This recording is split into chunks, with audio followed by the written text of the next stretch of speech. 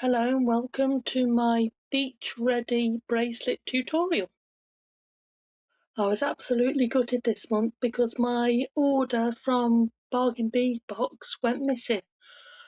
But fortunately I'd got a few bits and bobs from the value bundle, so I've had to add some other beads from my own stash. But here we go. So initially I wanted to make a fish kind of pendant, and I was going to use these Amazonite nuggets. So I made 3 up, but decided I'd got an Amazonite teardrop shape that I think would look a lot better. But I still use these nuggets in the necklace anyway. So this is what I did to make them. So I've started off with some eye pins, opening them up. And first of all, I'm going to attach half moon component just like this. And then I'm going to close the eye back up.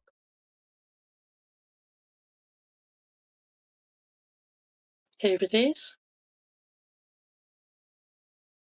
Now, using my eye pins and my one-step looper, I'm going to start making some components that were initially for the fish pendant, but now I'm going to use them in the rest of the necklace. I'm going to group them in 3, and then here's the teardrop bead I've decided to use for the main body of the fish, again using my one-step looper.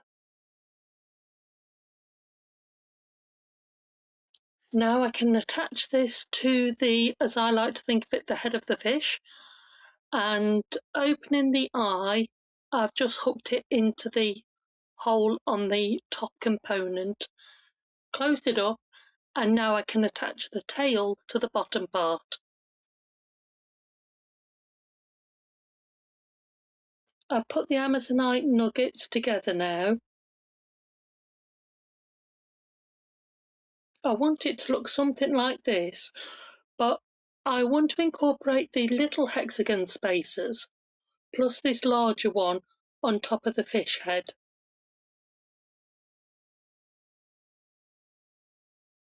I'm attaching the larger hexagon to the Amazonite nuggets, and then I'm attaching it to the head of the fish.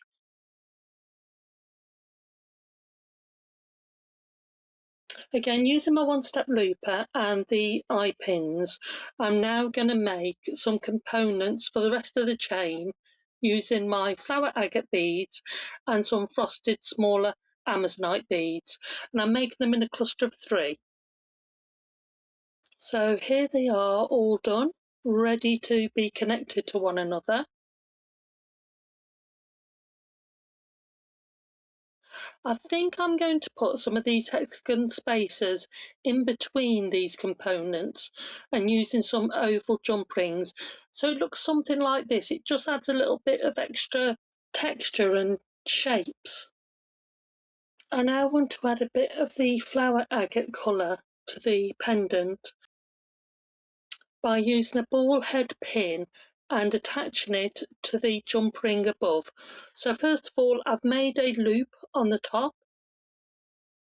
Then I'm going to attach that to the jump ring, just like this, and then wire wrap the rest around until I reach my top bead, and then snipping off any excess wire.